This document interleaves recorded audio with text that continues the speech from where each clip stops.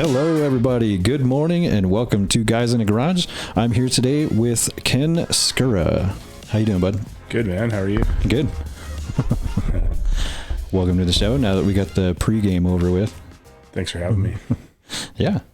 So, moving on with what we were talking about, kind of what we're looking for here. You know, really, just what have you done for work? You know, let's start with a simple question. So, if we want to dive right into it, what was your first job? My first ever job, aside from being a paper delivery boy, which I guess, you know what, even before that, my first ever modality to earn money would have been mowing my next door neighbor's lawn. Yeah, they used to give me when I first started, give me $2 every time when I was 10. And I saved up enough money to buy something for the first time. I saved up $100 in twos, and I bought a scroll saw so that I could do woodworking. Nice. Yeah. My mom talked me out of buying a Sega Game Gear, and I'm really grateful that she did. I bought something that still exists. All right. Yeah. Yeah, the Game Gear didn't last too long. No, I'm sure there's collectors out there that would want to get their hands on one or have them, but yeah, the scroll saw is a tool that I can still make something that I can show. You still have it? My mom still got it, and if she comes down to visit us, then I asked her to bring it down here. She uses it maybe like 3 times a year, and I feel bad, but it's like, I'm ready to have my scroll saw that I bought when I was 10. Yeah, so that's the first time I did something, I think, for money was that, and exchange of energy, right? I mow your lawn and you pay me cash. And that was cool because he would come out afterwards, and before he gave me my $2, we'd walk the whole lawn. And if he found blades of grass sticking up, I'd have to go hit that again and stuff. He was, is it really picky? He was a great guy, and he just wanted to teach me more than anything. It wasn't about me. He could have mowed his own lawn. Right. So yeah. That's like a service that you can do for a young person. Is to get them to mow your lawn if they're eager enough to do it. I feel like that's a different thing now.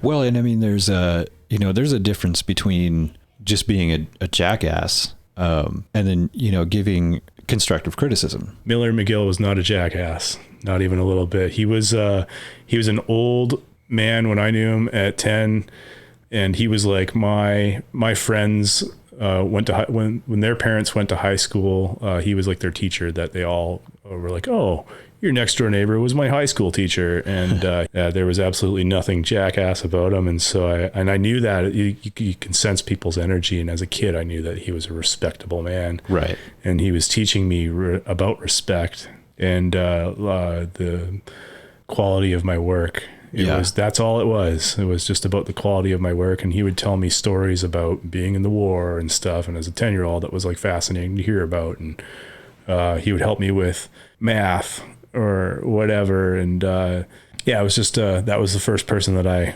worked for. And he taught me about the importance of doing the job that I was paid to do. And then it wasn't $2 a cut forever. It was $2 a cut until I got it. And then, it gave me a raise. And I think my raise was pretty substantial. I got $10 next time. Then I wound up working my way up to $20. And so, yeah, he was definitely not, Miller McGill he was a teacher, not a jackass for sure. I know what you mean though. Right. Well, what I imagine is, he's probably pretty decent at positive reinforcement. Yeah. If you're doing a good job, he's going to tell you about it. Yeah. And then if there's something you miss, he's not degrading you. He's like, hey, you missed this right here. Just next time, maybe you want to try to remember work on this, blah, blah, blah, or give you tips, Definitely. If you do it this way, from my experience, I found it's, works out better, saves you time, stuff like that. Yeah. Not just you stupid jerk, you missed this. What's wrong with you? Yeah. No, he was, I think that's important to have, especially when you're that young, to have people that you can look up to who teach you the value of a hard day's work and actually having pride in what you're doing. And trying to do it right. And not really to impress anybody, but just to feel good about yourself and to put in an effort and to just do the best you can at the things that you do. Yeah. Yeah, that's like the balance in teaching. I think like I don't consider myself to have a sort of skill set for teaching, but I do recognize, especially because of him, people like him in my life, I do recognize when I have a good teacher or a bad teacher. Right. And he was definitely, if we had a world full of Miller McGills, then it would be a better place. Yeah. I know it. Miller McGill. Yeah, I know. Even that name. So, mowing lawns, what was your first, having to pay taxes job? Digging post holes for a fencing outfit. I wanted a pair of DC shoes and I asked my mom for them and she's like, I'm not, I will buy you shoes for this much, but if you want you want to waste your money on a ridiculously expensive pair of shoes that the only reason you're getting them is because you want to be cool, then you can go buy them yourself. So I did, and I used my spring break. That is the first job I paid taxes on. Yeah, it was my spring break in like grade, I think it was grade 9 or grade 10, whatever I was 15. So yeah, I went and handed my resume in at a fencing place called New Leaf Interlocking. Yeah, and they did retaining walls and neighbor fences, and they were redoing all the neighbor fencing for the military housing in Comox, BC, where I spent a lot of time growing up, right next to an air base. And the PMQs, they call them, the military housing, was right behind my parents' neighborhood. And so it was really convenient. I could just walk over there and then dig post holes all day for $8 an hour. And then that's how I bought my first pair of DCs. So BC, British Columbia. Yep. Right. So you're born and raised in Canada. Yep. So what kind of labor laws and stuff for young kids might be different there than what they are here? You got to be 15 I know in BC you have to be 15 years old to be allowed to work. I think that there might be allowances for that with like volunteer work and stuff like that, because I did volunteer work before that. Yeah. But yeah, 15 is how old you got to be to work, I think. And then labor laws, I guess, I think $8 an hour was like the new low that we had come up to. That was minimum wage. Jeez. Yeah. Yeah. My first job that paid, where I had to pay taxes that I can remember, was a grocery store. I was bagging groceries and stocking milk and all that stuff. I was making $5.15 an hour. And that was minimum wage then. Well, $5.15 American was probably $8 Canadian anyways. Oh yeah. Right. Yeah. Yeah, you guys have always been ahead of us on the exchange rate. Did they limit it to like part-time only? It was no, it was spring break, so it was like show up in the morning and then leave in the afternoon. Yeah.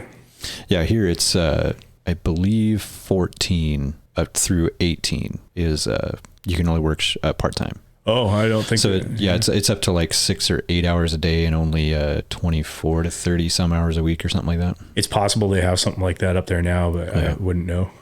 Yeah, so that's what my kids have been doing, because they're getting older and they want to save money and be able to like move out and start their own lives and see the world. And it sucks because with the way schools have been and stuff, they've been doing all their stuff online and they get everything done like. Like the teacher will give them 6 months worth of assignments and then they just get it all done because they want to get it done and out of the way, and so they have all this extra time where they could be going out and getting a real job and like entering the workforce and doing all kinds of stuff, and they can't do it just because they're not 18. That's kind of lame. It is kind of lame. Yeah. Yeah. It's like when you have somebody who shows that kind of interest and the want to actually get out there and do something, and you're holding them back because of an arbitrary number. Yeah.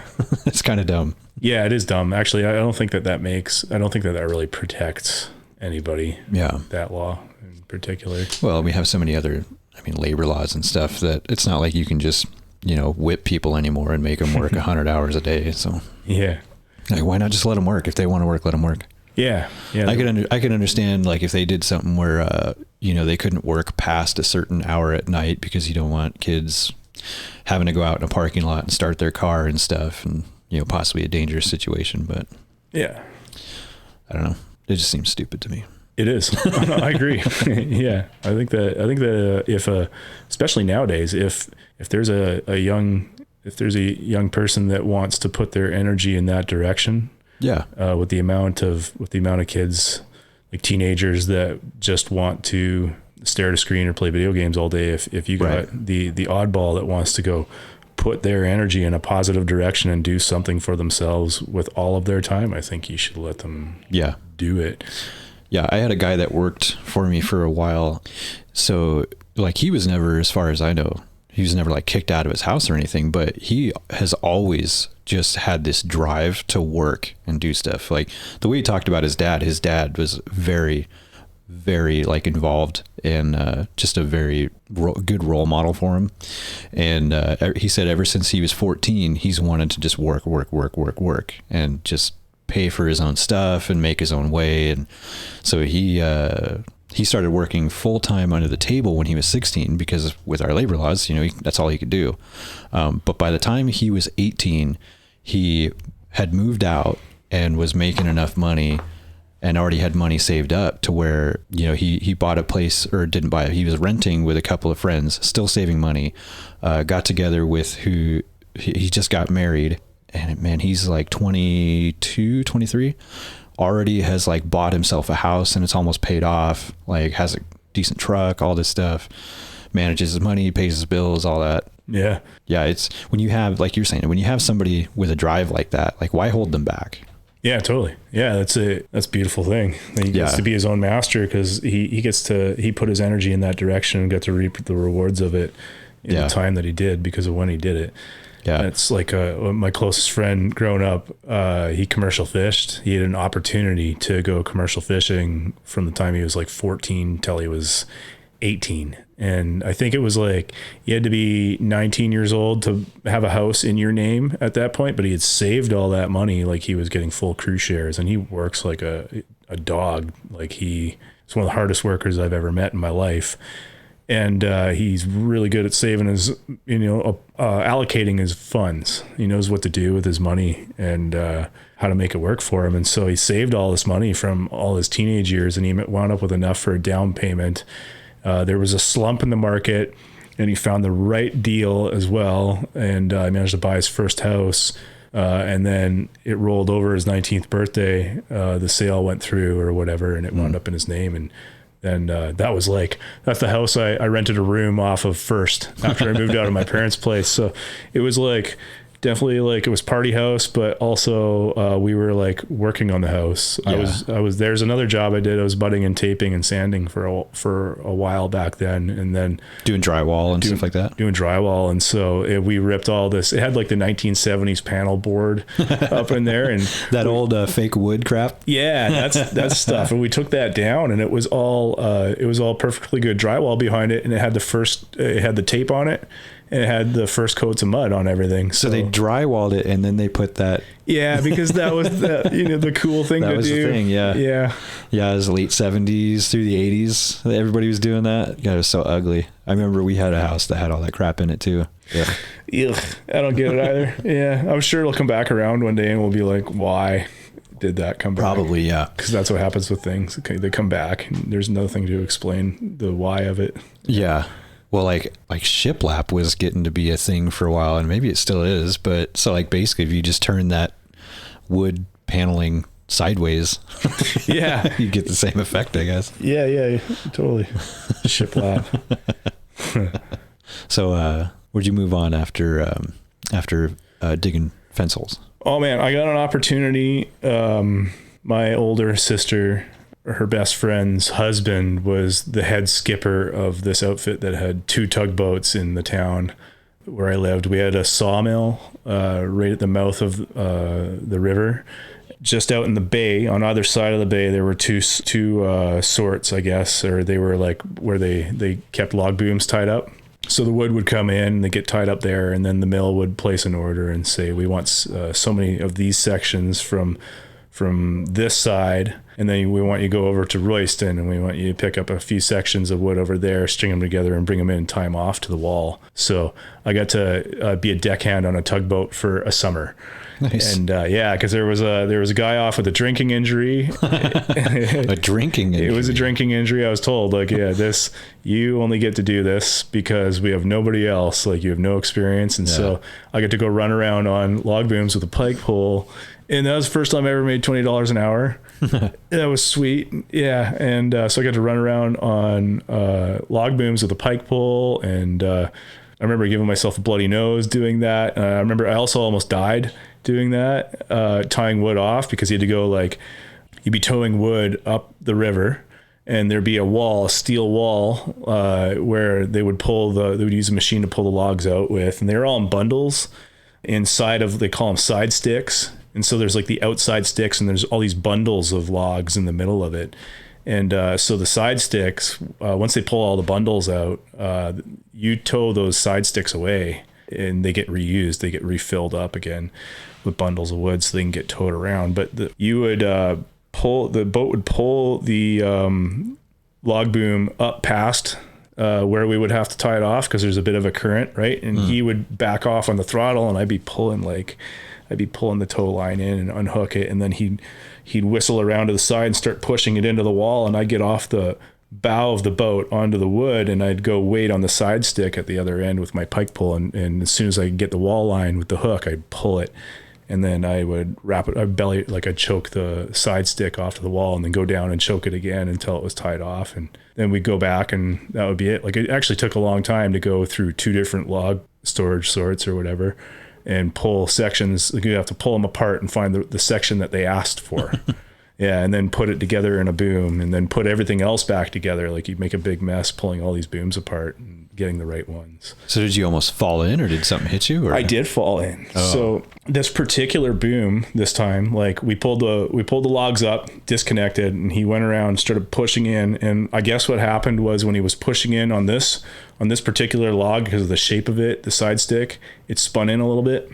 Oh. And I went and stood on it, and I was leaning over with my pike pole, waiting to grab onto the wall line. And when he decided that he had put enough force on it that it was going to go into the wall, he backed off. And then when he backed off the throttle, there was nothing pushing on the log anymore. It kind of recoiled, and it just dumped me in the water. And now when I came up, like, there's a steel wall on this side, and then there's a boom coming towards me. And so I don't actually remember how I got back on. It could have been divine intervention for all I remember. All I know is that, like, in probably fight or flight, I knew that I had to get onto the boom, and I did. It didn't get squished by metric tons of slow moving lumber. Just like that scene on Austin Powers where he's about to get hit by the steamroller. He's like, no. When it's like 100 yards from him. Yeah. It's like, dude, just get out of the way. It was probably like, maybe 6 to 10 feet, but still, it was like, this is not good. Like, there's so much more wood under the water than you see on the surface. Like, right. Yeah. Well, and then that adrenaline kicks in, and it's almost like everything slows down, because your brain is moving 100 miles an hour. Yeah. And you're looking at everything like, exit point. How do I get out of here? What's going on? Yeah. Yeah. Yeah. That's what your fight or flight mode is actually for. Yeah. I think. Yeah. Yeah, probably. Yeah. Seems like it. Survival. Yeah. It gets used and abused for so many different things other than that, though. Yeah, that's crazy. Yeah. I don't know that I've ever had a job other than what we were talking about off mic with that whole thing, running demolitions, powder and stuff. I don't think I've ever had a job where I was ever in any real danger. I wonder if that's a bad thing. I don't know about that. I think if I use my own discernment of talking to you, you're very aware of the reality of things. Like, and probably that job, the danger in that job you were telling me about, where you had to not step on a det cord. Yeah. That's valid. Yeah. I don't know. I feel like so many things in this modern age have gone so technological. Mm-hmm. Trades are dying. Yeah. I mean, there's so many people, and everybody's being taught, that, you need to go to college, and you need to get a degree, and you need to do all this stuff. And everybody now wants to be a doctor or a lawyer or in some kind of tech field or something.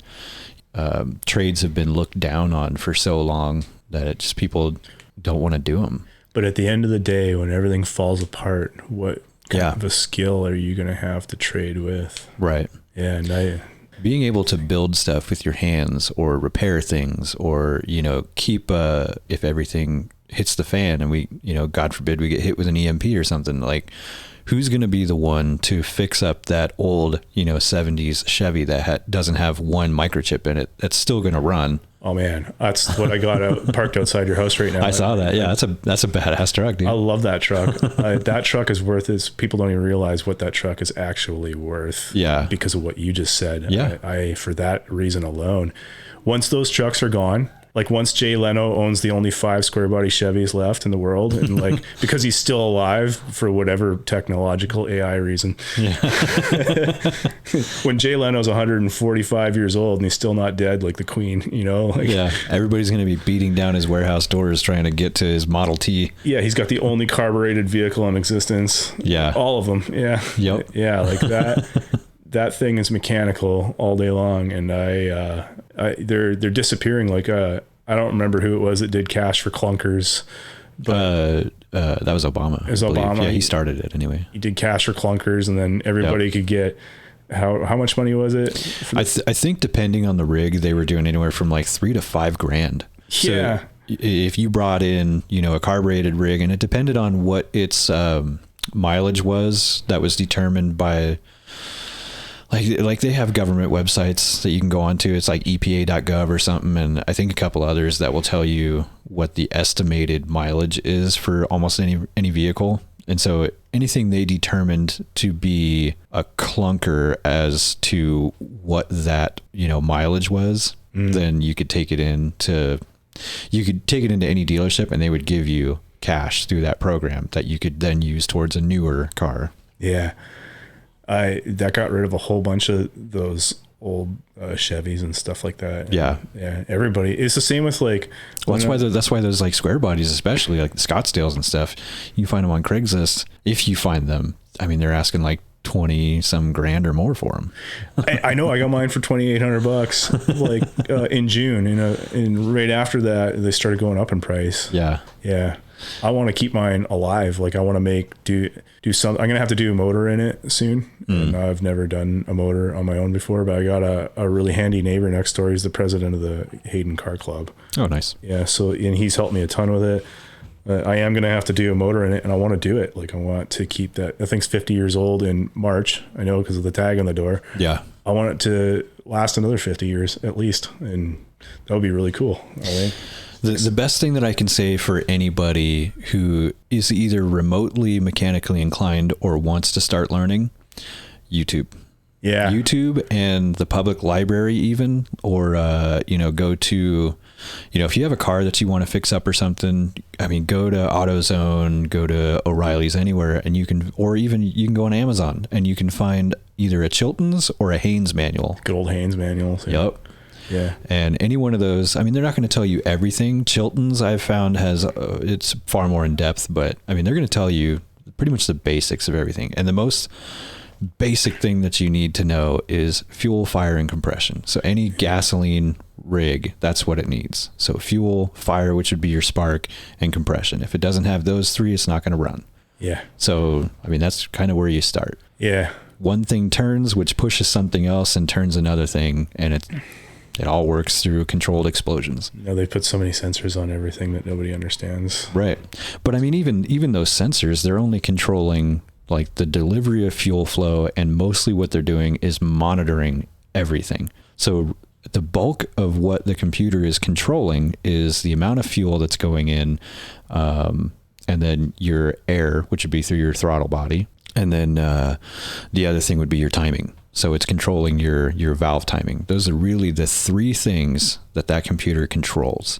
Everything else is just reading data points from all over the place. Yeah. The temperature of the air outside, the temperature of the air coming into the car, how fast something's turning, where certain gears are pointed at any given time.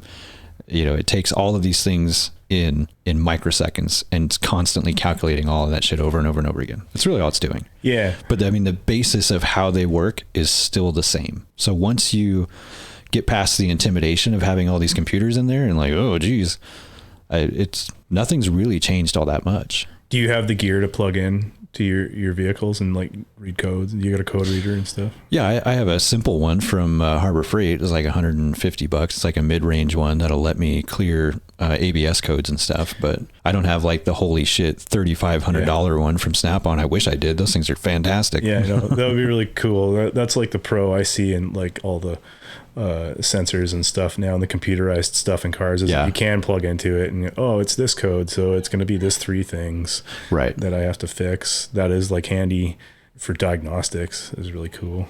Yeah, the only real problem that I see, and it's mostly with Ford that they've done it a lot with, is they've put a lot of the computer stuff and integrated it all into one module. Like Ford's up until like 2004 when my model started coming out, the new body style, they had different modules for everything. So you had your ECM, your PCM, BCM, a couple other modules, your 4x4 module, all those things were separate. And so if one broke, you could just replace that and move along with your day. But now, like in my truck, and I found this out the hard way, right? They've built everything into one module, and in my truck, it's all in the instrument panel. So the one computer is in the instrument panel, and if one part of it goes out, like your 4x4 module, you have to replace the whole damn thing. And unfortunately, what they've done is, because it's a theft deterrent, is they've programmed it with your VIN number and all that stuff, all the information for the truck. So you can't just go to Pull and Save, grab a new one and, or used, throw it in there and just let it go to work. You have to take it to a dealership and get it reprogrammed with all that information for it to talk to the other modules that are still in the car. Everything you just said just makes me like my truck more. Yeah. Everything I just said makes me love your truck too. Like I've been at this point, all the work that I've done to my stupid truck, I've been very intimately into the guts of that thing and learned a lot more than I ever wanted to know. Yeah. And had I known then the things that I know about it now, I would have never bought it. But now that it's paid off and it still runs, I'm stuck with it until it dies or I break it. So. Oh yeah. Best friends. Yeah. Like Odd Couple. It's a love-hate relationship. Yeah. That's a better way of putting it. We rely on each other, but I hate that thing. What year is it? It's an 04. Yeah. Oh. So it's a bastard year. So that's right when they switched to the new body style that year. And then because they had so many older like 99s through 2003s still on the market, they rebranded them to the Heritage model. Yeah. But any Heritage model you buy is really just like a 99 2000. That actually just reminded me of something else I did for work. What's that? In 04, I was working with this outfit called Don's Designated Drivers. And it's funny, the head skipper of the tugboats, it was his dad's company that he set up as a charity. And it was $2 a kilometer. I say kilometer because I'm from Canada. Uh-huh. Yeah, it was $2 a click, we'd say. And so you get to we'd have a little Suzuki Swift. And the lady I remember those that I worked with, Judy, she would be driving the chase car. That was her deal. She's like, I'm getting in this car, I'm going to smoke cigarettes, and you're going to take calls on the phone and write down the names and the lineup on the clipboard. And she would take me to like the Mex, it was called, this pub or whatever. And then I'd have like a list over a page like this long of people waiting for us to come get them because we were cheaper in a cab and we get you and your car home. So we get to the pub, she'd set the trip to 0, and then I go find this person and I get in there. Like I get into like a K car. I get out of that K car, and then my next ride would be like a brand new truck, like an 04. 04 is when they came with the new body style and they had the super light tailgates. Yeah. That's, I think when that happened, and I remember he's like, you got to see how light this tailgate is. This guy with a brand new Ford with the new body style, and I couldn't believe like his 2 fingers, like you could just push it up. Yeah, well they started putting gas assist shocks and stuff in them. Yeah, like the hood on my truck has those, so it's pretty easy to open and shut. But then they started putting them on the tailgates too, and then eventually, like I think 2008, 2009, they started changing to aluminum, which is kind of lame. Yeah. So you're trying to put full payload into an aluminum bed, you just tear the shit out of it. Yeah. New Ford beds, they don't last worth a damn. Yeah. Yeah, that was cool when they started making them lighter. you start getting away from the reason why you need to have a truck or the usefulness of a truck right. in the first place. That's cool though. So it wasn't really like an Uber. Like she would drive you to whoever, like whatever bar a guy was at, right? And then you would drive their rig home. Yeah. And she would just follow you and then take you to the next one. Yeah. Yeah. No. Yeah. She would just follow us to wherever their house was. Right. Yeah. And then I would get back and they'd pay us. We had a float, like she had like a purse or whatever with a float in it. And then she'd do all the change and stuff like that. At the end of the night, the company took 20% and we split the difference. And that's like the people would tip because they were super happy about the fact that it was cheaper in a cab and they got their vehicle home. So, yeah. You didn't have to leave your rig there and then take another cab or find someone to give you a ride in the morning to go get it. Yeah.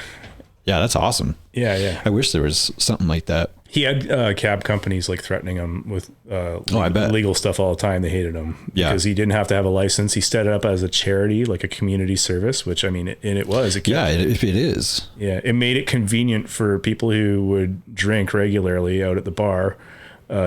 Small working man's town. That was probably pretty regular. Yeah, totally. Yeah. People would, if it wasn't there, they'd be like, "Oh, I got to take a cab, and then I'm not going to have my vehicle in the morning." And so there's a ton of people that would have drove that didn't drive because come in off the fishing boat or come down off the logging chain and start tipping beers. Yeah. Yeah. Totally. Yeah. I wish there was something like that, man. It would be great. Yeah. I'd be calling that all the time. Yeah. I wonder though, like that works probably in a small town where everybody knows each other, but like in a bigger place though, like you'd probably run into some weird ass people. Well, I didn't know everybody in that town. Like I was born in a really tiny town and lived there where everybody knew everybody and news would get out in seconds. Like that's the type of town that I was born in. And we lived there till I was almost 10. And then we moved to a bigger town and it was like, it's called the Comox Valley. And so you got the town of Comox, the city of Courtenay, and the village of Cumberland. And you will meet new people in that town back then, especially now that it's like ballooned populace wise. Yeah. But yeah, it was like a big town. I wouldn't call it a city, but I feel like that's a lot of places they call the city of, Dalton Gardens or right. Everything's a city here too. And it doesn't have like the city status really, but it's like the city of Courtenay was that way for a long time, but now it's a lot bigger. You definitely would meet, like we met people doing that designated driver's job that we never saw again. Yeah. Like the older that I get, the more I think about living in a small place like that, a place where, it's a small town and it reminds you of Cheers. Did you ever see that show? Oh yeah, man. Everybody knows your name. Yeah. Oh, that's a great song. You just have like a few people, but everybody knows each other. And it's like you're walking down the street and there's always that guy where it's like, "Hey, Norm." Yeah, Norm. Yeah. Oh man. That's how the whole town is. Yeah, totally. Yeah. That's what I think. That kind of makes me think that's what the town I was born in was probably like. Like everybody still knows each other's name in that town. It's still really small. Yeah. But not long before I was born, they didn't even have like a paved highway up to that town. It's on the very north end of Vancouver Island. Jeez. And back then, in order to like give birth in that town, a woman had to have had 2 successful pregnancies already. So I'm the third. That's the only reason otherwise it would have been like an airlift kind of a deal because they had no way of getting you out of there quickly. It was like far away. Yeah. Yeah. And they had, I think it's like one of the largest open pit mines in North America at the time. It's all full of ocean water now because they depleted it or they abandoned it. So it was really close. It was way below sea level, this open pit, and they were able to drill through or blast through, and then they filled it in. Yeah, filled it in with ocean water. Wow. Yeah. Well, now everything's in like Fort McMurray? Oh, that's a completely different ballgame altogether. Yeah, Fort McMurray in northern Alberta. That's an oil mining. This one was this open pit was like a copper mine that produced some gold and silver as well. Yeah. Yeah. And then Fort McMurray, that's a huge mining operation. There's like a whole bunch of oil companies that have mines up there. Huh. Yeah. Yeah. I thought they were just looking for minerals. I didn't know it was oil. Yeah, it's bitumen. Like, I guess, you know what, I'm going to explain this wrong, but it's sand and it's saturated with bitumen, which is like heavy crude. It's basically asphalt right out of the ground. Jeez. Yeah. And so they have haul trucks. Each one of these mines, like Shell has one. I think it's called Albion Sands. Exxon has. I know Albion. Oh, you do? Yeah. Yep. Yeah. I worked on a site called Syncrude, which is owned by Suncor. I know Suncor. Yeah. You would. You work with all that equipment. Yeah. My company does a lot. That's what we do is mine support equipment. So that's right. We do. We've dealt with mines in Fort McMurray, Canada. Barrick in Nevada and stuff like that. I mean, all over. I want to say that we do business with over 70 countries in the world. So wow. Yeah, we've done a lot of business for Suncor, Albion Sands, several others. Yeah. Yeah. Oh, that's crazy. It's not place or names that I would think that I'd be able to talk to somebody else on this side of the border about, but being here in mining equipment, mining support, it's cool. Yeah. Well, I mean, I've never been there, but just as long as I've been doing what I've been doing, I've seen the kind of business that we do and who we do it with, and just all these different places. I've seen a lot of really rad pictures of our equipment doing what they do out in all those places, and it's pretty cool. Yeah, we're getting way down the line in my professions now. We skipped almost straight to present. Yeah, we can always go back. Yeah, for sure. So I think the last thing we were talking about was you were running tugs. Well, I was deckhand. I was a kid running around on the booms. Yeah. And that was a really cool opportunity, and it just kind of fell. Other than almost dying. Yeah. Even that was a cool opportunity because I didn't die. I think that's where we let off, because I was talking about how I've haven't really done anything that was dangerous. But what I meant by that was, I wonder how I would have turned out, or how my career might have changed if I had put myself in more career opportunities that were more dangerous. Like, I feel like maybe it would have toughened me a bit or something more. I think you're pretty tough, Dave. Thanks, bud. Yeah. Oh man, I don't know, I just that fascinates me. Yeah. How things have been different. Yeah. All of our experiences make us who we are. Yeah. Yeah. So that was like my tugboat experience, and it was like short-lived. It was told to me right up front it was going to be short-lived. We need you for this much time. I got a pair of cork boots out of the deal, and a few paychecks. Yeah. There you go. And some time on the ocean in the summertime. Yeah, which was cool because if we weren't super busy, then I could just jump in the water if we were just tied off to a boom or something like that. And I did. And that summer was really magical because every once in a while, phosphorescence, that like plankton that glows, would show up. That summer it showed up stronger than I've ever seen it. And so we were working at night because we work with the tides. We had to work when we could get up the river. And so for depth, so you don't like run aground and get stuck.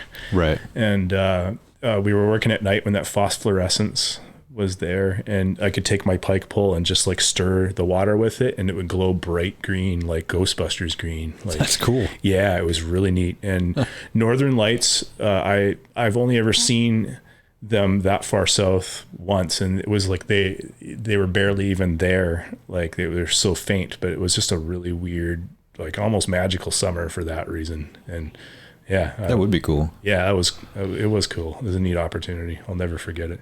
I've never seen the Northern Lights, but I've always wanted to. I got some cool pictures. I think I showed you some like pictures from Fort McMurray. You might have once at coffee. Yeah. Yeah, I think I did at coffee. I'll show you again, but they like, that was like a weekly occurrence almost at night working in the plant in Syncrude was Northern Lights would happen. And my friend Jordan would yell at me like, look out the window. And I'd go look and be like, oh, look, it's the Northern Lights again. And like, they almost look like you can reach out and touch them there. Like they're these great big ribbons that like go like this and they curve around and come back. And they kind of just, they move in such a way that you can tell they're moving, but you almost question if they are moving. Like they dance. They're really neat to see. Yeah. Yeah. I've only read about like what that phenomena is, and it's, what is it? Just solar radiation or something that's bouncing off the atmosphere? Yeah, I don't know what it is, man. I'm gonna be honest with you. Yeah, I don't want to put a belief on that. Like, there's just so many things about the world that I don't understand. Yeah, and that's one of the cooler ones that I don't understand. I'm pretty sure scientifically I read somewhere that's what that is, but don't quote me on that. Good old Aurora Borealis. Yeah, it looks cool. Yeah, it looks super cool. It's all that matters. Like, as like a Canadian and having worked in northern Canada, I took them for granted. I think that being on this side of the border now, I'd highly recommend anyone in the U.S. take advantage of like Alaska. Go up there. I want to see Alaska. I haven't even seen Alaska. Yeah. Yeah. I've only seen Alaska on TV. Yeah. It looks like a place I want to see. Man versus Wild and pretty much every show that has Alaska in it. Yeah, totally. It looks like a wild place. Yeah. Yeah, I know that you guys get your Aurora Borealis up there. Yeah, I think you got to be pretty far north though. Like I don't think you're going to see it in Saskatchewan or like Fairbanks. I think you got to go up farther north, but okay. There's a place called Saskatchewan in Alaska. Saskatchewan? There's a place called Saskatchewan. I could be wrong. Okay. I'm probably mixing shit up. Okay, yeah, that's cool. They got the province of Saskatchewan. They have, oh man, Ketchikan. Oh, Ketchikan, yeah. I think that's what I'm thinking of. Okay, yeah. Yeah, I knew a gal that was from Ketchikan. Okay. Like she grew up there. Cool. Yeah, I always gave her shit because I was like, aren't you interested in dudes that are like complete just lumberjack and all bearded up and shit? She's like, no, I fucking hate beards. Weird. Yeah, that's funny. Guy that I worked for down here, he's actually from I think it's like Prince of Wales Island, and which is really similar to, like, it's not that far away from Port Hardy where I was born. Okay. Yeah, because you go to the northern end of Vancouver Island, and then a lot of our commercial fishing boats wind up going up towards the Queen Charlottes, or they call it Haida Gwaii now. And once you get past Haida Gwaii or the Queen Charlotte Islands, you're getting into like the panhandle of Alaska, like you're getting into American waters. Right. Yeah. And that's kind of where he's from is, I think Prince of Wales Island is down like south in the panhandle, like it's coastal right there. Yeah, there's a lot of little islands that make that up. Yeah, that's like some formidable landscape, like the inlets that carve in from the coast there. Yeah, they go in for miles, and it's just like mountains on either side of them. Like some of the spots, like I know in BC, some of the spots on the west coast are like impassable. You have to take like a float plane or a ferry. Yeah.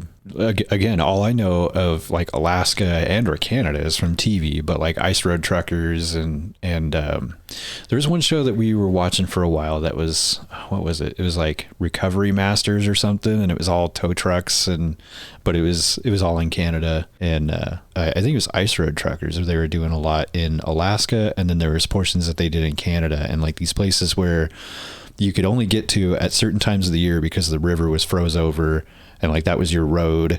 And then the maintenance of it was they would go out, and when they knew that it was going to be the temperature was going to be down to a certain level, it was like really, really cold, like 20 below, then somebody would have to go out there and drill holes in the ice to allow the water to come up over the top of the road and freeze to help like rebuild it. Yeah. And keep it thick. Yeah. It's crazy shit like that. I would, I didn't ever, there was like a hot minute when I was driving truck for a living that I wanted to do the ice roads. My mom told me I wasn't allowed to, though. So. Yeah. So after the tug, what'd you go do after that?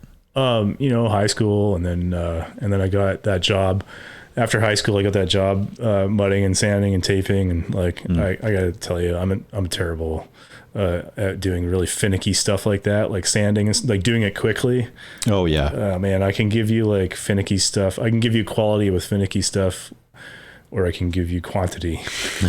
But like people, I got a lot of respect for like guys that I've worked with who can do a really good job of something like that fast, like lightning fast. And it's just, I need to. So you're that guy that points to the sign that says good, cheap, fast, pick two. It's sort of, yeah. I mean, cause I know that I feel like it's inside my head that I have to like put my name on it and then say I did that. And so it just essentially it takes me too long. Like if like mudding or whatever. Yeah. Like I noticed that down here there's a lot of textured walls, and oh yeah, the only thing you see texture on in Canada is ceilings. And so everything on the wall is like your mudding job, you're going to see all of it, like everywhere you've made a nick or you didn't sand properly or whatever, it all flashes through. And so, well, yeah, and I'm pretty sure that that's why they do the texturing on the walls, because then you can throw a house together like really fast. You get your drywallers in there and out as quickly as possible, because all they got to do is mud and tape, sand real fast, and then you got someone coming in to do all the texturing, and then they just knock that down, so you're not going to see anything. Yeah. Oh yeah. And I worked for like, I like to think he was the best, and like I did not get along with this guy at all, but he was like the best mudder, sander, taper. He was lightning fast, and all of his stuff was perfect. And like I only ever saw him do flat walls, and I could not make that guy happy for the life of me. Like I was 18 years old, so you know, like a bit of a snowflake. And that dude scream at you, "What are you still doing in this room? Hurry the fuck up!" Yeah. All I'm doing is hitting nails, you know, like he's taking like a big, like broad knife and like just walking all along the wall and like drawing a huge bead on it, perfectly tapered. The guy never was in one spot twice unless he had to be. Yeah. But I mean, you do something long enough, you know, you just figure it out. Yeah. Like, I've probably been doing it a long time. Yeah. That dude's really good at what he does. And, I get it though. He wanted to pay, he's going to pay me $8 an hour, and he wants his $8 an hour worth out of you. Yeah. Right. Otherwise there's no point in having anybody there. So, right. Yeah, I tried out mudding and taping and sanding, and, you know, just did like very much, entry level jobs, probably most of my life, really, to be honest with you. Yeah. But what I hear you saying when you're talking about that is that you actually, you take pride in your work. Yeah, it's Miller McGill's fault. It's his fault. Yeah. But you know, if you're going to do it, you're not going to do it half-assed. You're going to try and put in the best that you possibly can.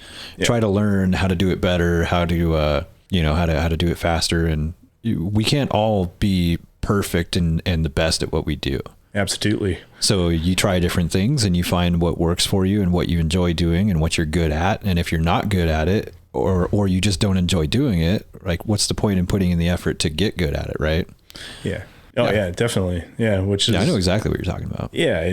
You have to be able to say, I did that.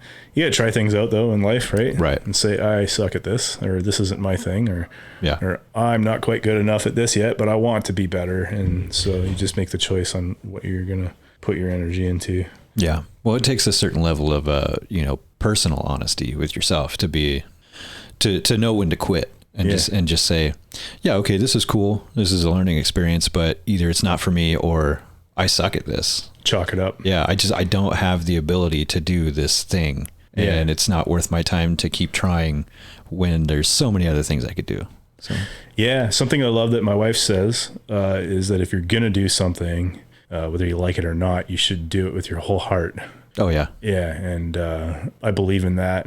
Yeah. And yeah, so do I. Not saying that I've always put my whole heart into something, and that's something that I've always lived by, but that's something that I believe in and I strive to do now, especially since, you know, pondering that so much since meeting her. But she puts her whole heart into her work, and she's an accountant, and I can't imagine my brain. I don't know how I would translate that into my life. You know what I mean? Like, I guess her putting her whole heart, an accountant putting their whole heart into their work is like, doing the best job they can, just like anybody else. I just don't know what that would look like. Double checking their numbers. And if there's anything that seems off, or they just don't feel comfortable with, like, you know, second guessing it all, go over it again. Yeah.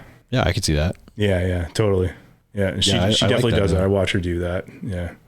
But you know, don't be afraid to make mistakes, 'cause that's how you learn. But that's right. Yeah. You know, always put in your 110%. If you're going to do it, do it. Yeah, that's right. Yeah. If you're going to do it, do it. Definitely. I like that. Man.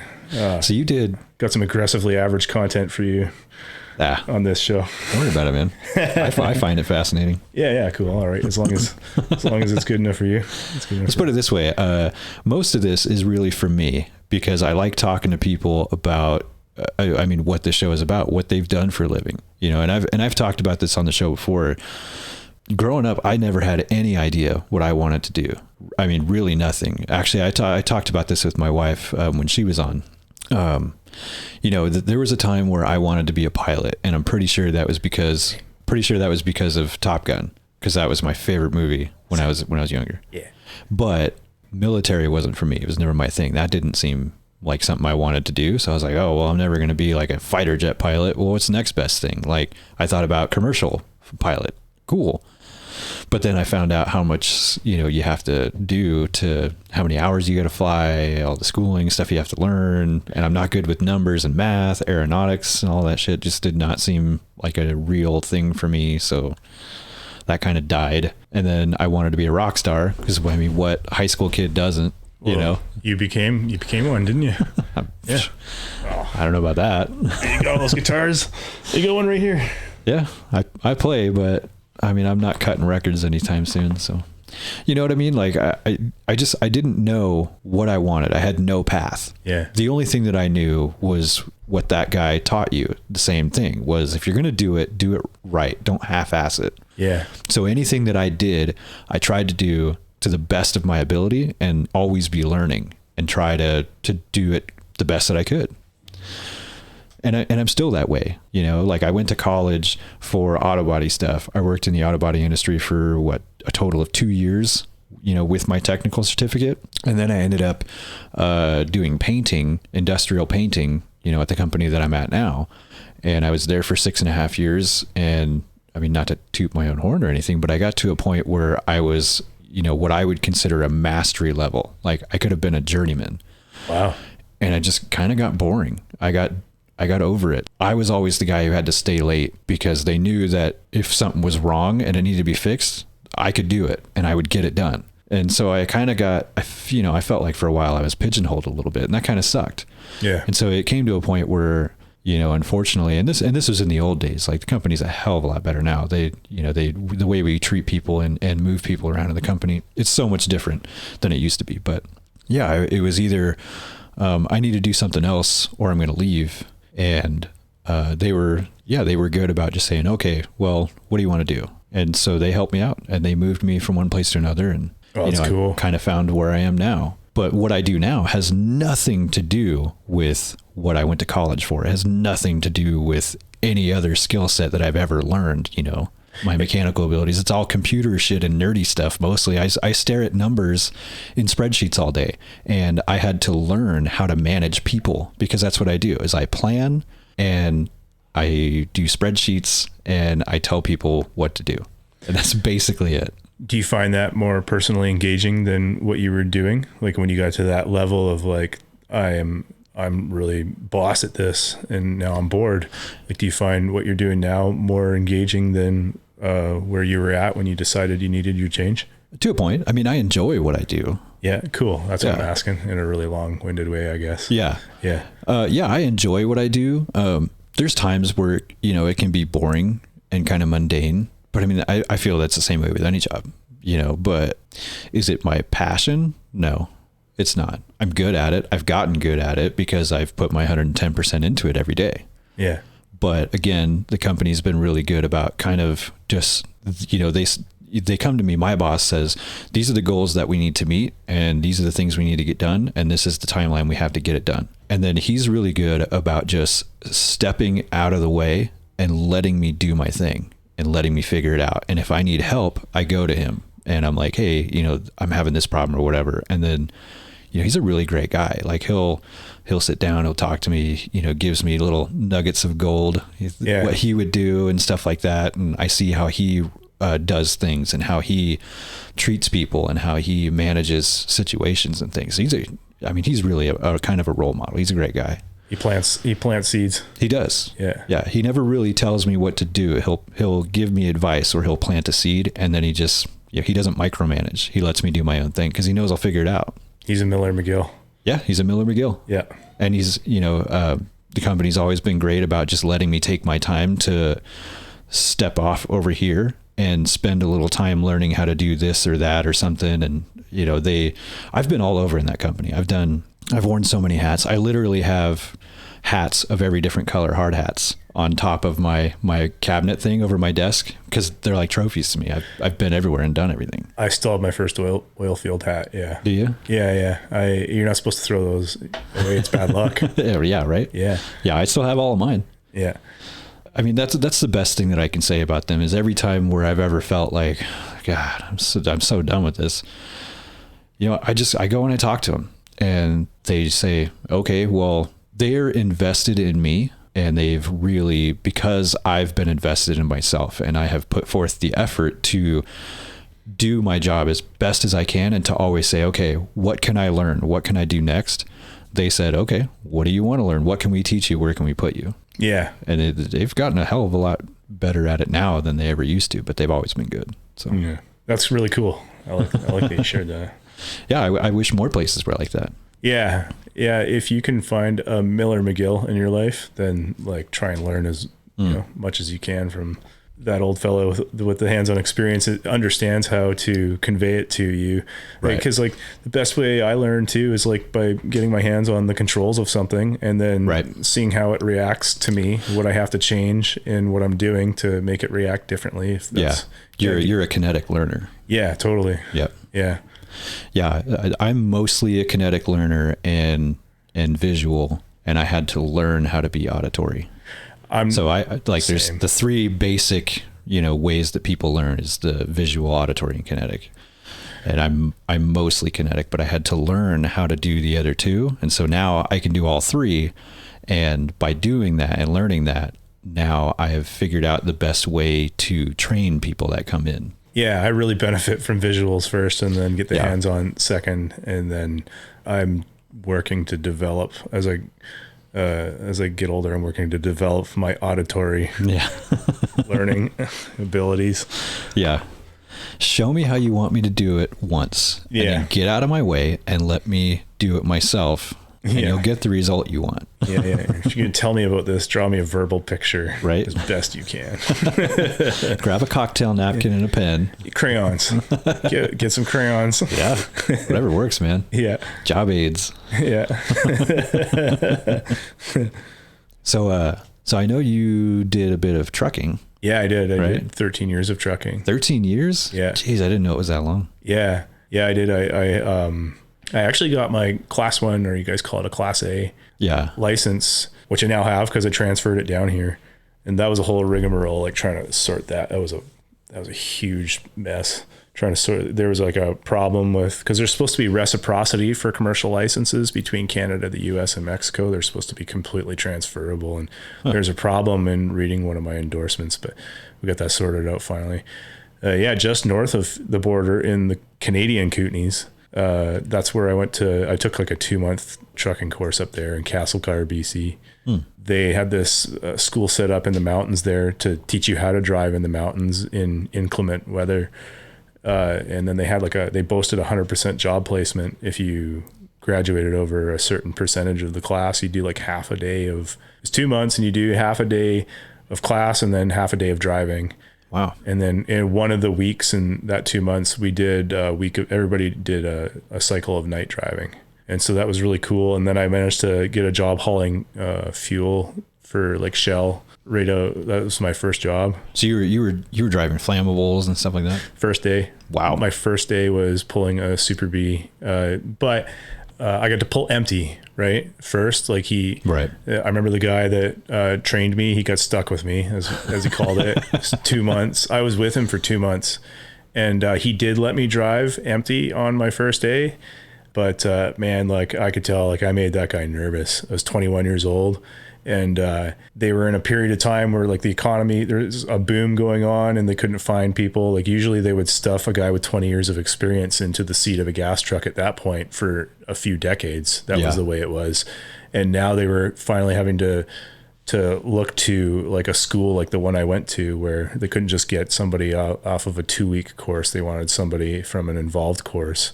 That's how I managed to slide into the seat of a fuel truck right away on my first day.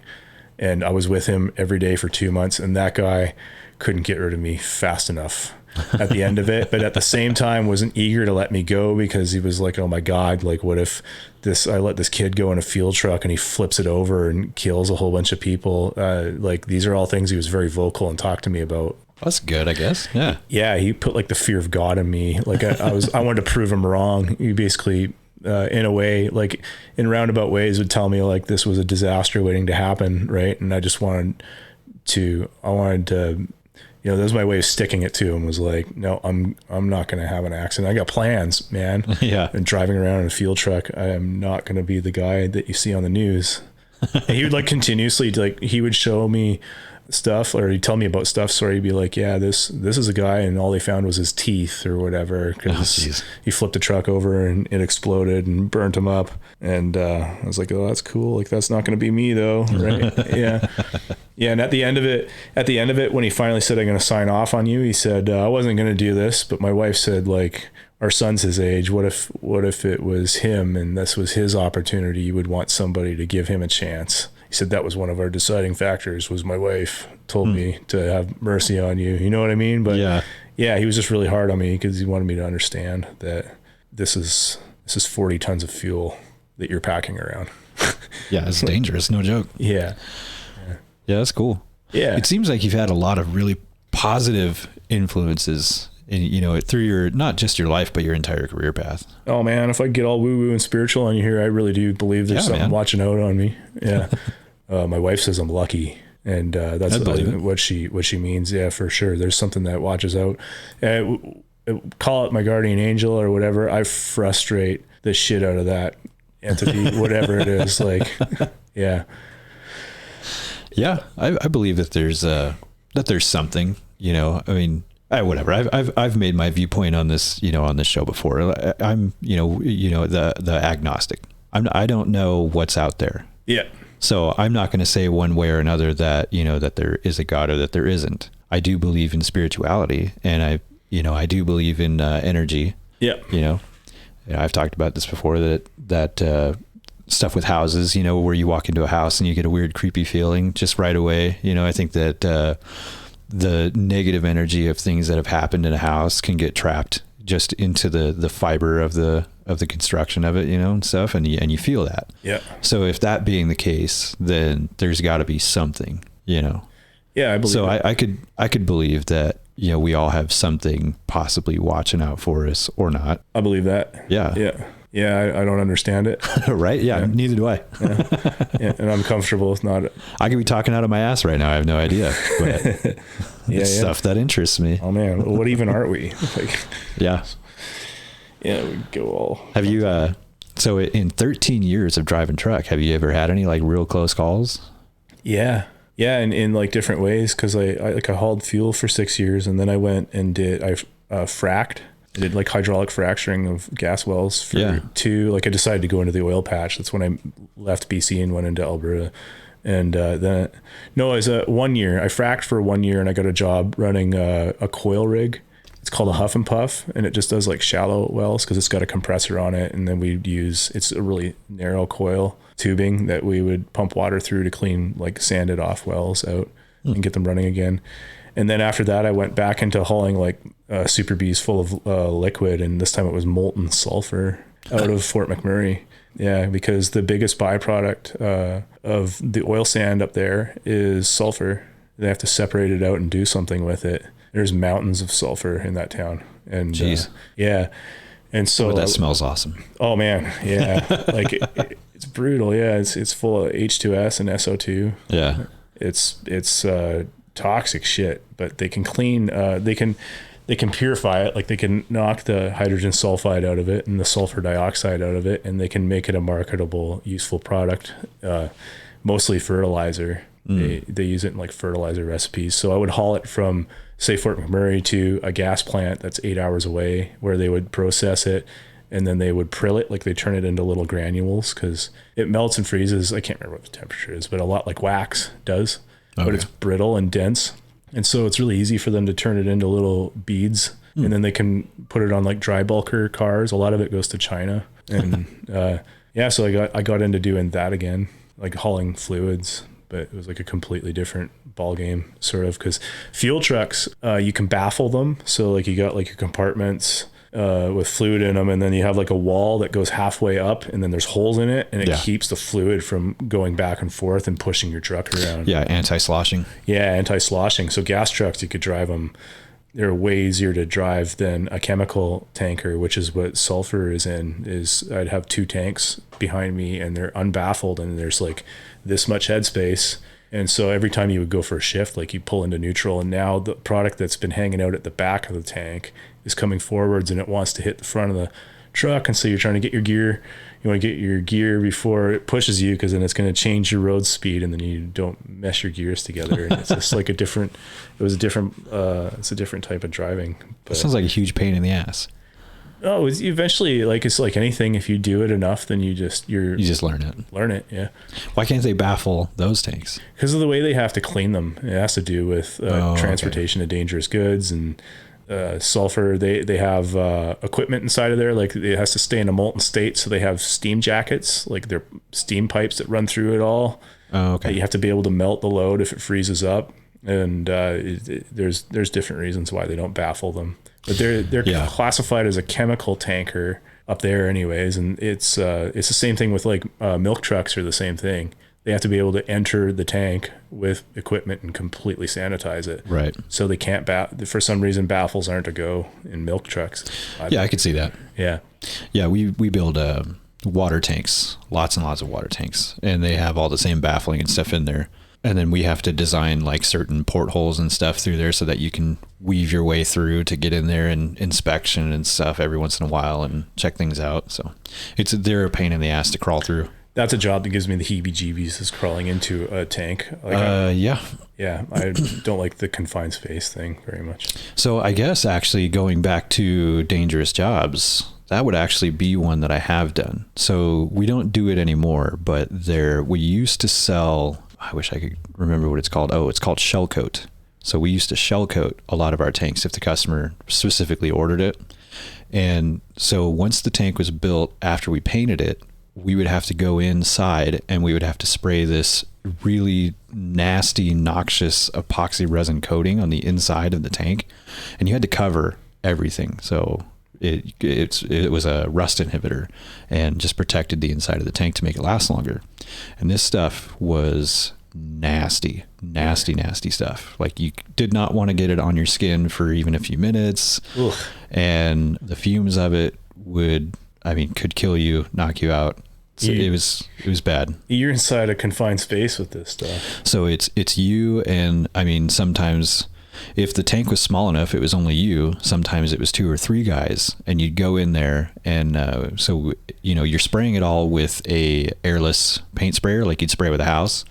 And we just had really long lines, but you had to put on a paint suit, and underneath that you would have like as many layers as you could put on. And then you had your gloves, and you'd put on like 2-3 layers of gloves, because inevitably crawling around inside this tank with all these sharp edges, you would get your gloves cut up. So you'd have to peel a set off to keep going. Ugh. And then you had to tape around the sleeves to the glove to seal that off, and then tape around your boots and the bottom of your pant legs and stuff to just try and create a sealed suit. And then you had a fresh air respirator with supplied air. And so you would have to crawl, snake your way from the rear all the way to the front to start, and then just work your way back through towards where you came in. Yeah. But that stuff was so toxic. And, we had protocols where you had to check on people. So every once in a while you'd tap on the side of the tank, and then they had to tap back. Or you would stick your head, if you were up top, if you were the monitor, you'd have to stick your head in the hole and just say, "Hey, how you doing?" And then you'd, wait for them to answer back. Did you guys have like a bottle bank outside and somebody watching for needle deflection and stuff like that? Like the person monitoring you guys? No, you would typically have somebody sitting on top of the tank, and their only job was to sit up there and to just check on you like every 15 minutes. to make sure that your hoses didn't get caught up on anything, to listen for certain things, stuff like that. Yeah, benefits. But we don't even sell the shell coat anymore. Our owner and the president of our company, they were like, yeah, this is stupid. Yeah, because there's so many other ways to do it now, with anodes and stuff, which is a sacrificial material that gets stuck in the top of the tank. They're replaceable, and they attract the minerals and the things that are in the water that cause rust. So that all gets attracted to these sacrificial anodes. And then once those are eaten up, you just replace them. Oh, wow. So it does pretty much the same job that the shell coat does, but you don't have to spray anything. Oh, that's cool. Yep. So now we just do those, and it's a lot safer for our employees. It's beneficial to the customer because I think it costs less than having to send people in to coat the tank. Yeah. And then, and we do things a hell of a lot safer. Yeah. I like evolution like that. Yeah. Yeah, that's really important. When I was working at Syncrude, they all those places have their own fire halls, and they're like job specific. So they're all trained on. They have protocols for like everything that can happen on site, because that's the only reason they're there, is like they're a company fire hall. But yeah, I never really thought too much about that. Like, what's your local fire hall gonna do if there's no communication or there's no contingency plan between your operation and their understanding? Yeah, I was really happy when they decided to do that. Yeah. Because all those times that I was in there spraying shell coat, I was like, man, it would only take one little slip on something, or, and then just a little leak, because it smells like shit, that shell coat. Like, you can't miss it. But if it's just slowly leaking into your line, like, you probably wouldn't know, because when you're outside the tank, it's so strong, you can still smell it, and it kind of gets in your nostrils and it stays there, so even before you get in the tank, when you're suiting up and everything, you can smell it. So by the time you get in the tank and you're spraying, if you're leaking, you probably aren't going to even notice. Yeah. Until all of a sudden you're dizzy and you can't breathe and you pass out. Yeah. So yeah, our company's done a lot of confined space training, and stepped it up over the last few years from that incident. Because even just, welding, there's so many gases involved in welding, and they're heavier than air. So if you have a leak in your welding gas when you're inside welding out the baffling and stuff, if it displaces enough air inside that tank, and you are, you got your head down low and you're trying to finish out a weld on something in there, you don't know it until it happens, but you get overcome, and it fills your lungs with that gas, displaces all the oxygen, and then bam, you're out. Yeah. Gross. Yeah. Yeah. And it's, it's odorless, colorless. You can't see it. You can't taste it. You can't smell it. It's, argon and CO2. Oh, gross, man. Yeah. So yeah, it's pretty dangerous. They've showed us a lot of videos, like ships and stuff. So like tanker ships. Yeah. One that they showed us that always sticks in my mind is, this guy and his son, they were part of an assessment crew that went on to tanker ships, and they would go in and they would look to see, if there's anything damaged, if any of liquid bladders and stuff needed to be repaired, things like that. And the guy's dad went in first, and what people don't know is that rust actually eats oxygen. So you go inside this tank, and if it's all rusted out, then the oxygen level inside there could be really low, and you don't realize it until you've passed out. Yeah. So that's what happened, is this guy crawled down in there and passed out, and he ended up dying. And then the shitty thing is, when that happens, you want to go in and you want to rescue them. Don't ever do that. Yeah. Go grab everybody that you can, call somebody, because you go in after them, and then before you know it, bam, you're out too, and you're dead. That's a hard decision to make. It is. Depending on, who that is. Yep. Or just anybody really, like, but you said it was a guy and his son. Yeah. Yeah. I thought you were going to tell me that he went in and they both died, because those are stories that you hear. So it sounds like you have had your fill of dangerous work. Yeah, I guess so. Yeah. That would be the dangerous job I've ever done. That's dangerous. Yeah. Yeah, definitely confined space doesn't tickle my fancy at all. It's not fun. Yeah. I never enjoyed it. It was definitely one of the things that made me want to get out of doing the stuff that I was doing. It was one of the deciding factors of, by the time I was like, yeah, I'm kind of done with this. I'm over it. Yeah. Just after doing it so many times, I kind of realized the danger of it. And I was like, no. Well, you did it, and then you get to take your respect of that and what you learned, and you get to reinvent yourself with it somewhere else. Yeah. Yeah. People moving around. Give it a minute. I'll have to cut the stupid dog out. Ah, man. Leave the dog in there. I like it. That's real. That is real. Well, I don't want to hold up too much of your time, and we can always continue again if you want, or we can keep going, but we're almost an hour and a half. Oh man, yeah, you were right. I told you, dude, it goes by. Yeah. You start talking and then you get in a bubble, and it's just next thing you know.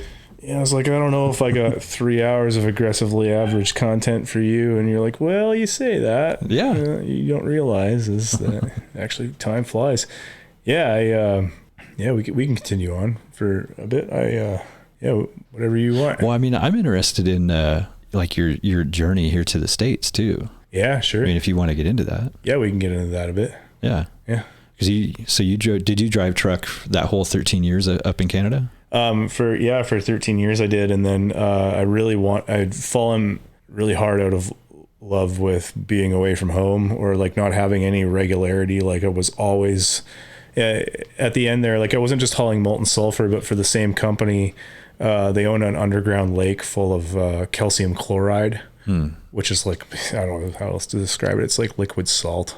They have like a 50-year supply underground of this liquid salt, and they can use it to make de-icer. They can use it to make road stabilizers. Yeah. And I would go to our plant and load, and then I would head from Alberta. I'd head into BC, and for like the dust control season, I'd just be gone. And then they wanted to keep me around off of sulfur 100% of the time, and they just put me on the calcium side. And so through the winter I was hauling like de-icer products to different places like the city of Kelowna or Kamloops, places in Kamloops, BC. And so I was just always either living in a truck, or I don't know, I was just really ungrounded, and I didn't want to do that anymore. I wanted to do something else with myself. And so a friend of mine that used to load me at the sulfur plant in Scurrah. He pushed my resume really hard and got me on as a plant operator at Scurrah. Yeah, so I would be. We would manage a 25,000 barrel tank with 6 massive steam coils in it to keep the sulfur in a molten state. And it's like that place makes 300,000 barrels, I think, of oil a day when they're at full throttle.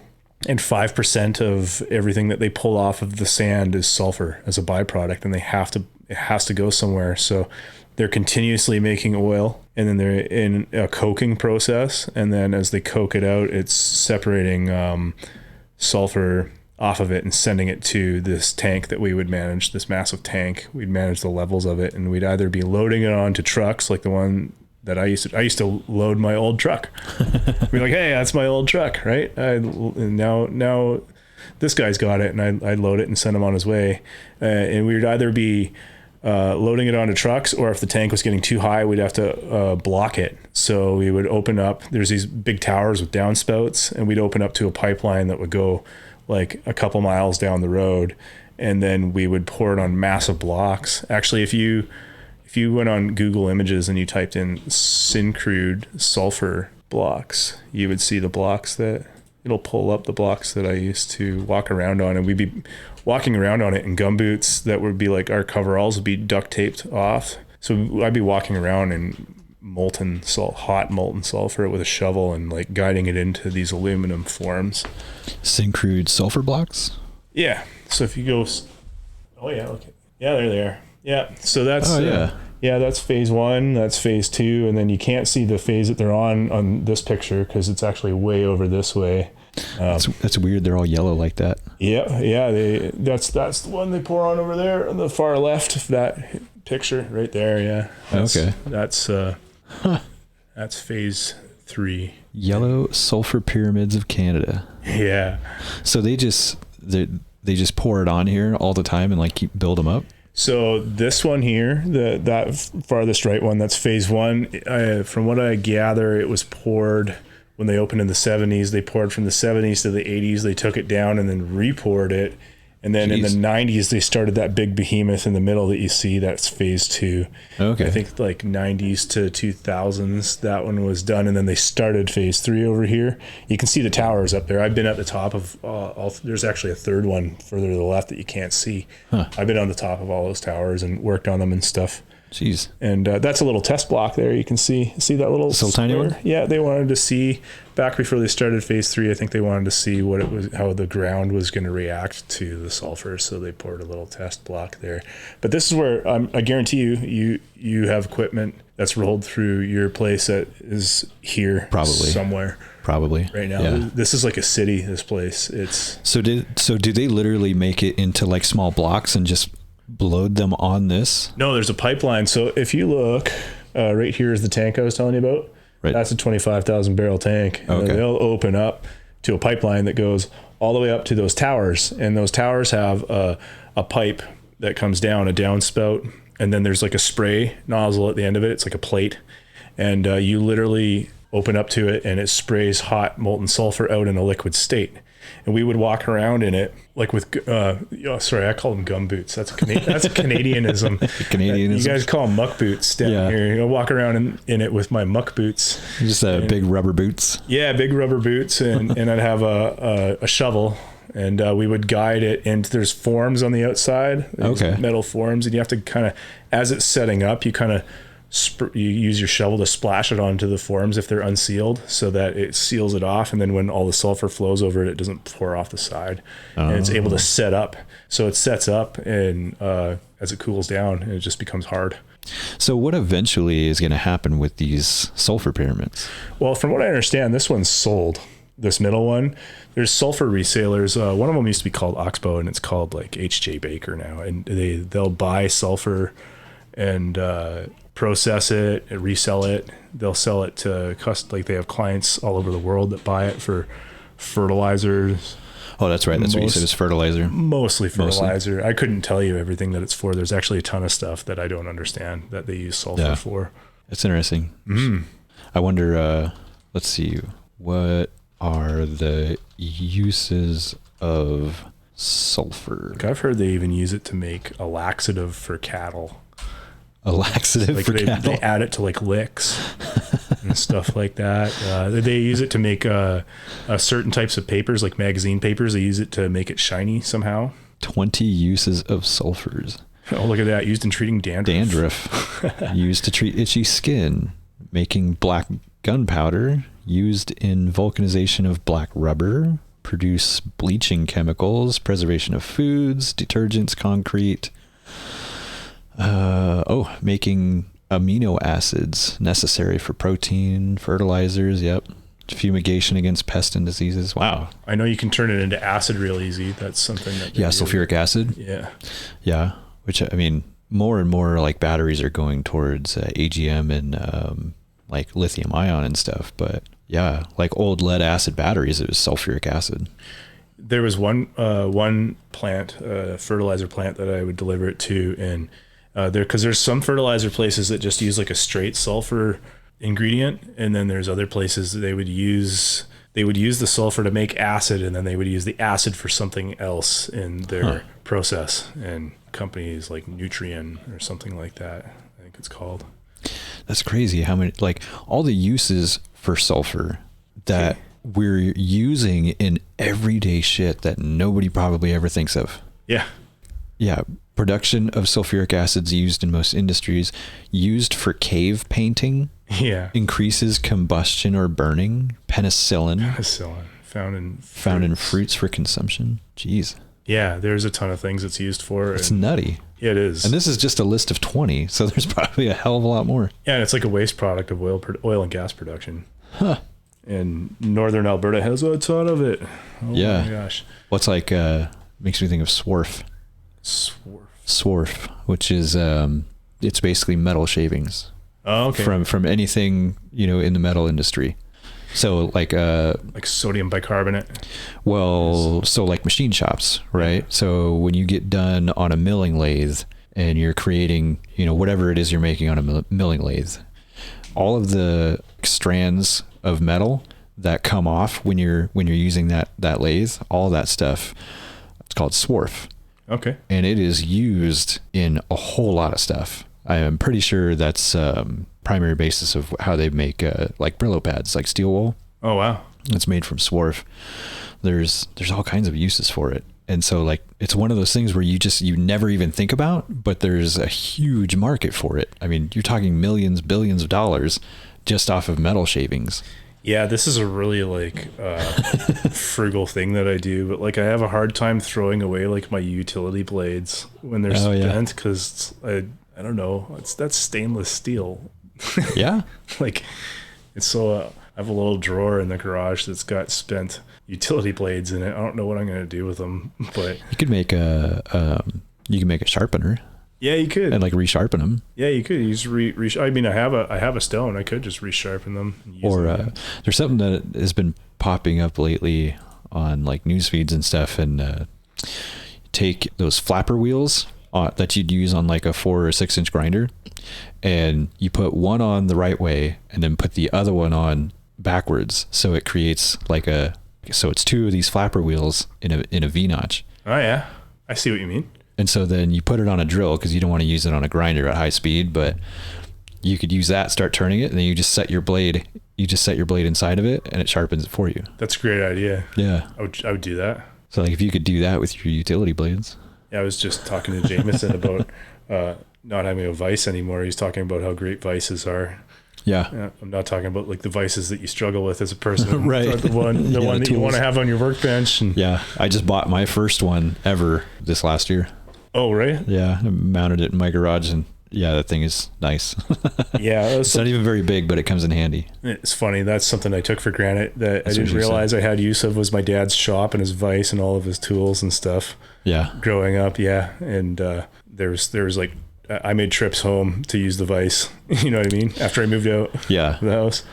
That whole thing of he who dies with the most toys wins, you know, like personally, I mean, yeah, it'd be cool to have like 4-wheelers and dirt bikes and stuff like that. But honestly, I don't give a shit that much about that stuff. It'd be nice to have, but tools. I'm the same. Yeah. Yeah. Yeah. I actually, coming down here from Canada, something I had to let go of momentarily was like my tool collection. Right. And I didn't have a lot of it, but like when I did get it, like I was like, these are my tools. I'm not going to get rid of these. Right. These are useful to me. But then I just had to go, like this is something I have to let go of so that I can go and regroup elsewhere. Right. And that's a big journey to take. You know, you can't bring everything with you. Yeah, that's right. Yeah. I wanted to be with my wife, and I met this really amazing woman. And so none of that stuff, it's just stuff. Right. Like you can, if you can gather it once, you can gather it twice. At the end of the day, it's just things. Right. Yeah. There's only one of your wife, but you can buy vice grips anywhere. Yeah. There's definitely only one of my wife. Yeah. Yeah, man. So the move from Canada down to here, like where do you even start with that? I really don't know how to tell you this story. I met my wife online. I had basically a meme account. I didn't have a picture of myself on it. She would interact with some of my stories, and that's how we started chatting. And we would chat. We chatted a few times, and she actually thought I was a woman until like I sent her a selfie one day, and we started talking, and before you knew it, we were talking about getting married to get around some COVID rules so that we could see each other, which turned into me just moving down here and immigrating. And some really serendipitous stuff happened because like one of the things that was really important to me was that I could still be a part of my kid's life. And so I wanted to be able to have my kid here, but he needs to be a part of his mom's life too. And it just so happened that she had been seeing an American online for like a year and a half, my son's mom. And they had tried to move him up to Canada, and it didn't work because it was during COVID. And right. Yeah. And so, yeah, but I knew that I wanted to be married to that woman, but not just to get around any regulations. And so that's what we did.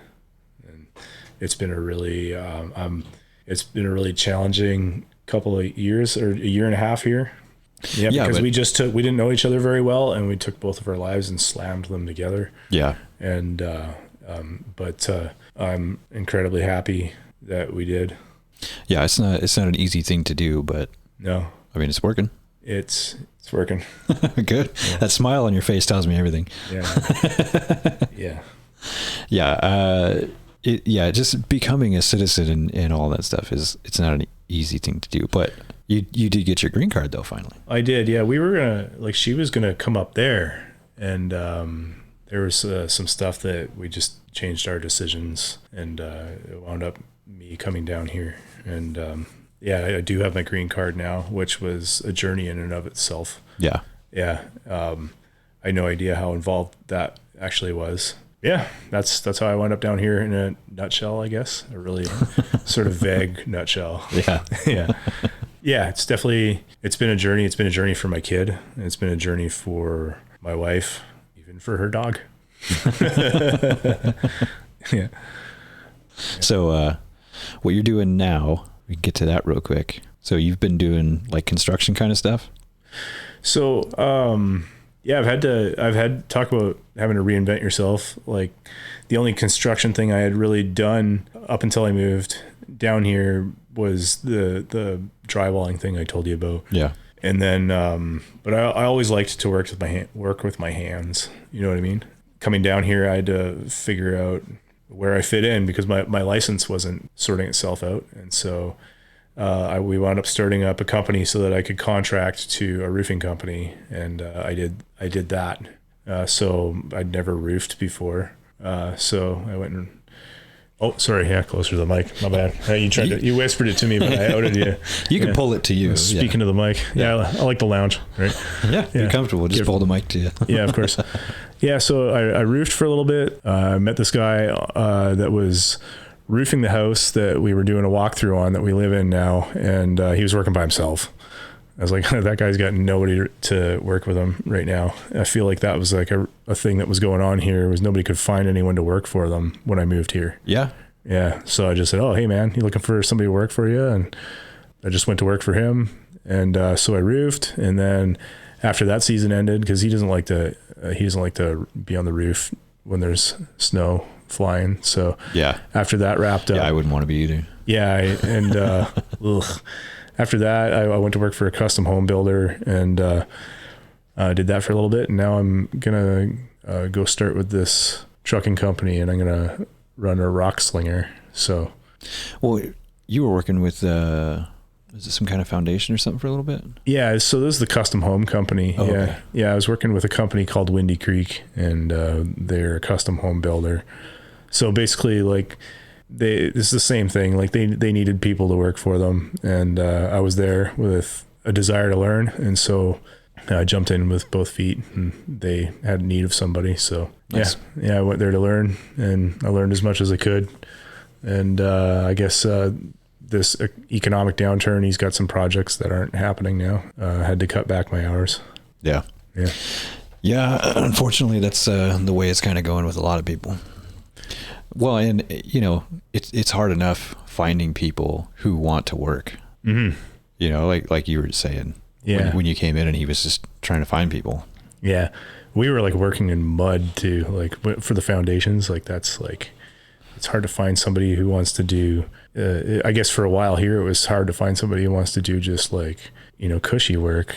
Right. Like, or there's a guy that we listen to. He's a finance guy, and he talks about the economy in a different way. And he called them Crypto Caleb. As he said, he draws pictures on a whiteboard and talks about what the economy's doing. And he described this guy as Crypto Caleb that lives in his mom's basement, and he gets stimmy checks, right? And then he would take his stimmy checks and buy GameStop with it or whatever. Yeah. And now he doesn't have to work. And so he was saying, because of Crypto Caleb's, like, this is why nobody can find anyone to work for them. And this is what the economy's doing. Right. Yeah. And I feel like that there was some of that going on here. Like, I don't know, something I find weird about this area is, like, Monday evening, you want to go for dinner somewhere here Monday evening, like, it's just not a thing. Like, a lot of restaurants are closed up. Yeah, that's probably true. And I always thought, is that because it's just like the way it is here, or is that because nobody could find staff? I don't know. I think it's probably a combination of things. I think it's probably staff shortages and, just, I mean, personally, me, a Monday evening, first day of the week, the last thing I want to do after I go to work is then have to go out and do stuff. I get it, but like, I guess, I don't know. My wife and I like to go for dinner, and there'll be like a Monday night where we're like, oh God, the last thing we want to do is cook. Right. And so we'll go look for somewhere to go. We'll forget that it's Monday and that there's all these places that we'd like to go that are closed. I've honestly, I have no idea what that is. I never even noticed that until you just brought that up, but yeah, you're right. Yeah. I mean, where I'm from, as long as it's a business, like 7 days a week, the restaurants are open. Yeah. Well, even like the place where I go to get my haircut at the locker room, like I'm pretty sure they're closed Mondays. Like a lot of stuff is. Yeah. That's weird. Yeah. I find that weird. Yeah. Yeah. Or I'm just not used to it, I guess. Yeah. Yeah. I wonder if that's, if that is like an up here, like North Idaho thing, or if that's an American thing, or I don't know. Well, I mean, she's from Colorado, and I don't think it's a Colorado thing. So it's weird for her too, then. Yeah, I think so. I think so. So maybe it is just a North Idaho thing. Yeah, maybe it's a North Idaho thing. Yeah. It's Monday. Screw this. I was looking for some clarification on this. Yeah. I wish I could give you some. I have no idea. Yeah. It never even crossed my mind until now. For me, that's the only thing I can think of. It's like Monday after work, all I want to do is go home. Like, it's easy enough for me to just, because we cook a lot of stuff usually ahead of time. So there's always food in the fridge, and I'm not picky. Like leftovers, I'll eat leftovers all day. So usually whatever we've eaten Sunday night, there's leftovers in there. I'll just pop that in the microwave. I don't give a damn. Yeah. I'm a huge fan of the trash burrito or the kitchen sink burrito. The trash burrito. Yeah. That's what I call it. I'll just grab some leftover chicken and whatever else is in the fridge, some vegetables, cook them up with a bunch of different, herbs and spices, whatever looks good. And then I'd say probably 95% of the time it ends up actually being good, and I'll try to remember what I did so I can do it again. And then the other 5% of the time it's like, oh God, why did I cook it in this? What have I done to myself? Yeah. And I'm like, I'm going to finish this because I cooked it. Yeah. But I'm never going to do this again. It's a learning experience. Yeah. Yeah. It's actually made me a better cook though. I'll bet. Because you learn how things go together, especially spices and stuff. So. Oh man, we're going to open up a food truck, you and me. We're going to call it the Dirty Burrito. I'm down. Yeah. Yeah. Let's do it. The Dirty Burrito. I wonder what you'd put in there. I went to, oh man, this was years ago. This is back in like 2018. And I went to Mick and Max in Coeur d'Alene. And I had met a guy. I was just kind of out for the night, and I had met a guy at Iron Horse, and me and him just kind of hopped around, and we ended up at Mick and Max and like closed it down. So 2 a.m. we're walking out, and there was this Mexican food truck parked across the street. And this guy was a fucking genius, because I don't know how long he'd been there, but he had to have known that as soon as the bar closes, everybody's going to be coming out and probably like drunk and hungry, and that's what happened. Like, he had a line around the corner of people like wanting food, and he made a lot of money, I guarantee it. But he was like so dead set on his recipes. Like, I'm gonna guess it was probably like family recipes, and so like at one point, he ran out of beans or like a certain ingredient, and so people are like, yeah, I want this burrito, and he's like, nope, I ran out of like this one thing. And they're like, I don't care, just make it without that. And he's like, nope, won't do it. Yeah. It's part of the recipe. Yeah. I respect that. Yeah. So did I. I was kind of pissed at first. I'm like, I really want my burrito. But then, thought about it, and I was like, okay.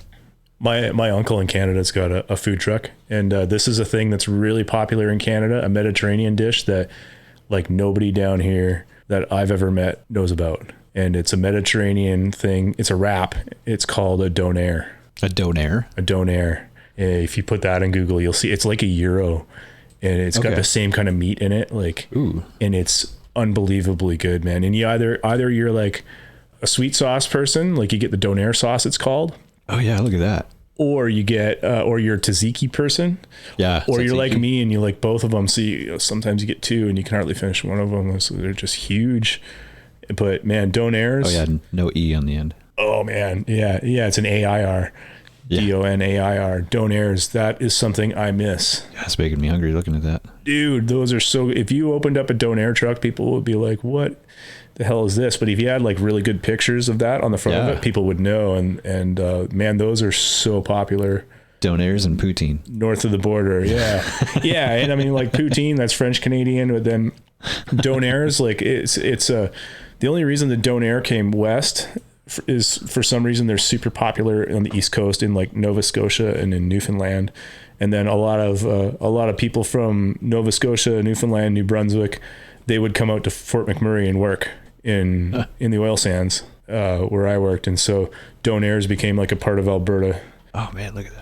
Dude, those are, I'm dying of hunger right now because of this. Like I'm like salivating looking at these pictures you're pulling up. Yeah, it's even under Euro recipes. Yeah, they're so donaires. Let me read this real quick. It says donaires are a delicacy prevalent on the Canadian East Coast, centered on the city of Halifax.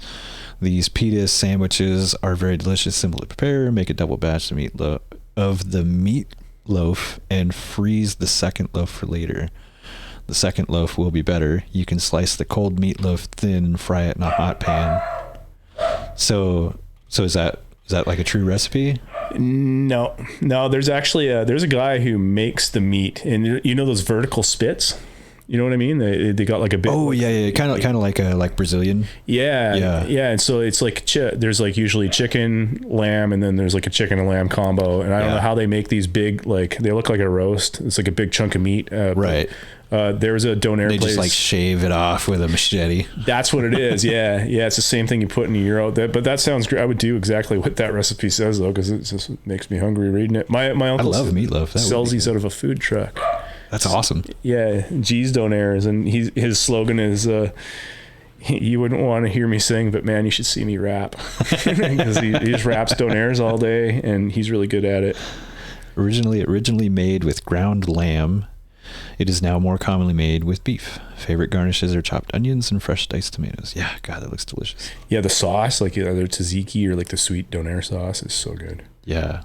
Oh yeah, here we go. Sauce, evaporated milk, white sugar. There you go. It's very. So I imagine it's very sweet. If you could successfully milk, transition sugar, and vinegar. Milk, donaire sauce. Yeah, the sweet sauce. Wow. It's unbelievably good. If you could transition like the popularity of donaires to this side of the border, you're set, man. You're a millionaire. I guarantee it. I'm down. Yeah, let's do it. The dirty donaire.